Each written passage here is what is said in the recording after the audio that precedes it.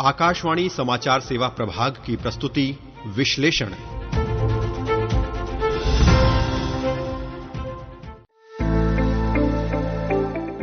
नमस्कार, आकाशवाणी समाचार के कार्यक्रम विश्लेषण के नए अंक में आपका स्वागत है। मैं हूं मुकेश कुमार।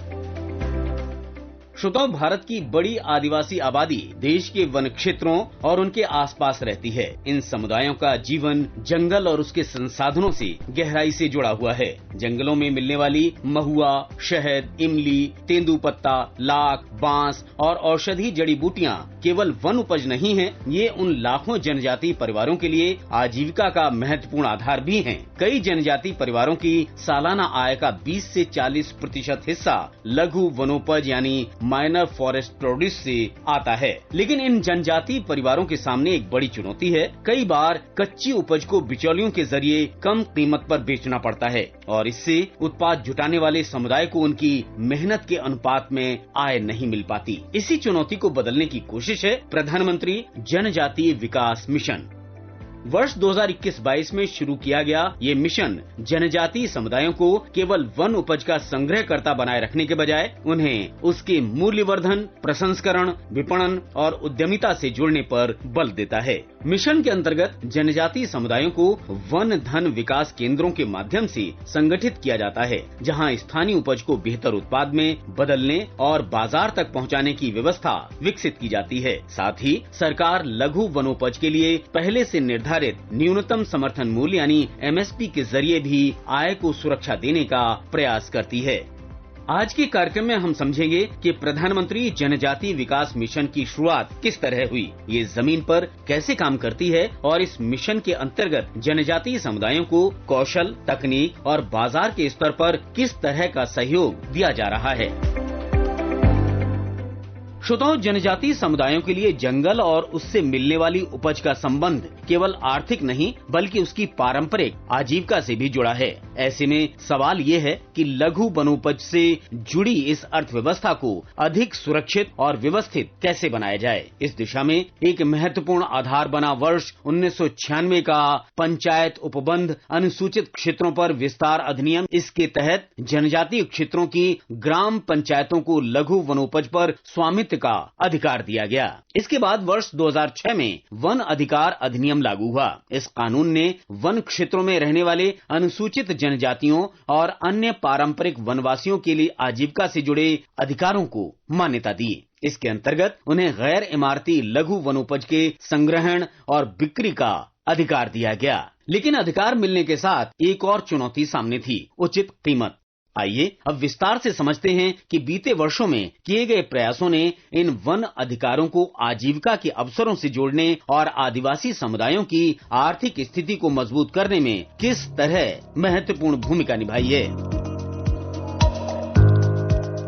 यदि बाजार में किसी उत्पाद की कीमत गिर जाए और संग्रहकर्ता को अपनी उपज कम कीमत पर बेचनी पड़े तो उसकी आजीविका सीधे प्रभावित होती है। इसी चुनौती को देखते हुए लघु वनोपज के लिए न्यूनतम समर्थन मूल्य यानी MSP की व्यवस्था विकसित की गई। प्रधानमंत्री जनजातीय विकास मिशन के तहत 87 लघु वनोपजों के लिए MSP अधिसूचित किया गया है। इसका उद्देश्य ये सुनिश्चित करना है कि बाजार मूल्य कम होने की स्थिति में भी जनजातीय संग्रहकर्ताओं को एक निर्धारित मूल्य के स्तर पर सुरक्षा मिल सके। लघु वनोपज में बांस, शहद, लाख, तेंदु या केंदुपत्ते, औषधीय पौधे और जड़ी बूटियां, जड़ें, कंद और इसी तरह के कई गैर इमारती वन उत्पाद शामिल हैं।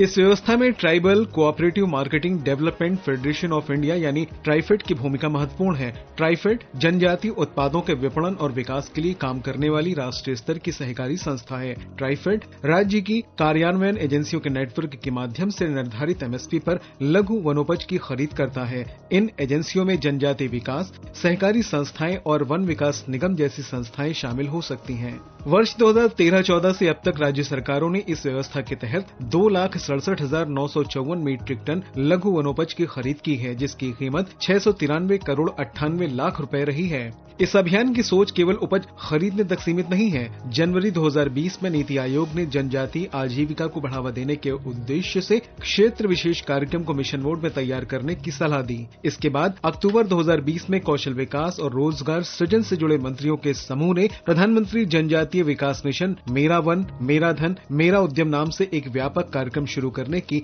सिफारिश की।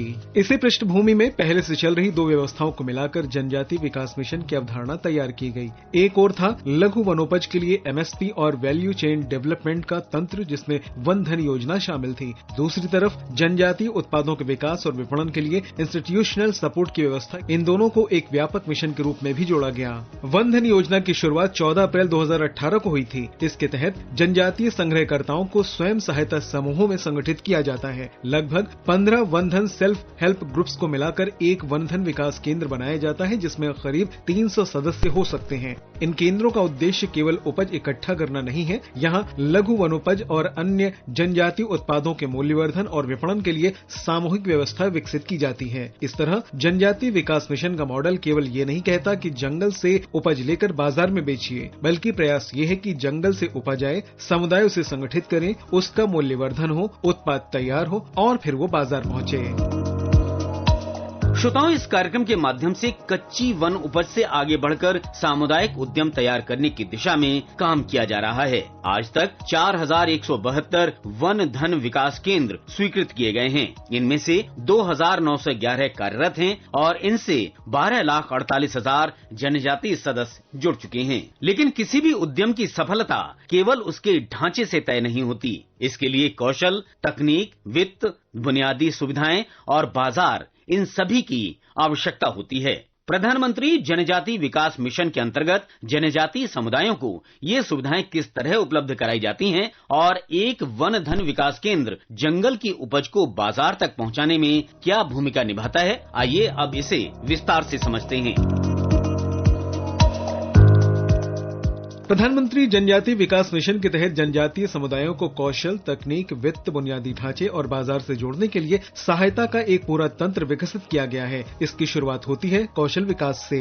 वन धन विकास केंद्रों में लघु वनोपज संग्रहकर्ताओं को प्रशिक्षण दिया जाता है। इसमें वैज्ञानिक तरीके से उपज एकत्र करने, उसके प्रसंस्करण और मूल्यवर्धन जैसी गतिविधियां शामिल हैं। इसके साथ ही स्वयं सहायता समूहों को उनकी स्थानीय जरूरत के अनुसार प्राथमिक प्रसंस्करण के उपकरण भी उपलब्ध कराए जाते हैं। इनमें कटिंग और सीविंग उपकरण, डिकॉर्टिकेटर, ड्रायर और पैकेजिंग से जुड़े उपकरण शामिल हैं। यानी जिस उपज को पहले कच्चे रूप में बेचा जाता था, उसे स्थानीय स्तर पर आगे की प्रक्रिया से गुजारकर अधिक उपयोगी और बाजार योग्य उत्पाद में बदलने की क्षमता विकसित की जाती है। इस काम के लिए बुनियादी ढांचे की भी जरूरत होती है। वन धन विकास केंद्रों को लाभार्थी के घर, सरकारी भवन या ग्राम पंचायत भवन में स्थापित किया जा सकता है। इसके साथ ही भंडारण और परिवहन की सुविधा भी उपलब्ध कराई जाती है। वित्तीय जरूरतों के लिए स्वयं सहायता समूहों को बैंकों, वित्तीय संस्थानों और national scheduled tribes finance and development corporation NSTFDC के साथ जुड़कर कार्यशील पूंजी की सुविधा दिलाने का प्रयास किया जाता है। मिशन में उद्यमिता को बढ़ावा देने के लिए वन धन विकास केंद्रों के सदस्यों को आगे चलकर वन धन प्रोड्यूसर एंटरप्राइजेस बनाने के लिए भी प्रोत्साहित किया जाता है।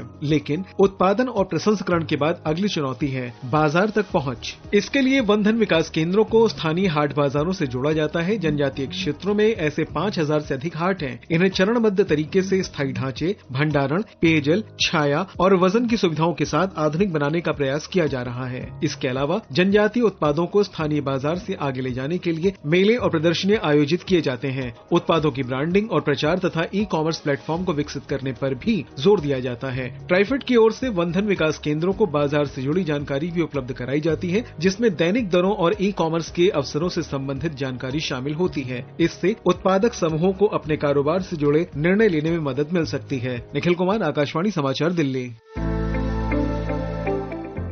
श्रोताओं, जब स्थानीय संसाधन स्थानीय समुदाय के हाथों में रहकर उत्पाद और उद्यम का रूप लेते हैं, तो वन आधारित आजीविका केवल आय का साधन नहीं रहती, बल्कि आर्थिक सशक्तिकरण का आधार बन जाती है। यही सोच एक ऐसी जनजातीय अर्थव्यवस्था की दिशा दिखाती है जिसमें परंपरा और आधुनिक बाजार, स्थानीय संसाधन और नई तकनीक तथा सामुदायिक स्वामित्व और उद्यमिता एक साथ आगे बढ़ते हैं। इसी के साथ कार्यक्रम विश्लेषण में आज के लिए बस इतना ही। नमस्कार। इस कार्यक्रम को तैयार किया अनिकेत ने, प्रस्तुति सहायक राजेश कुमार।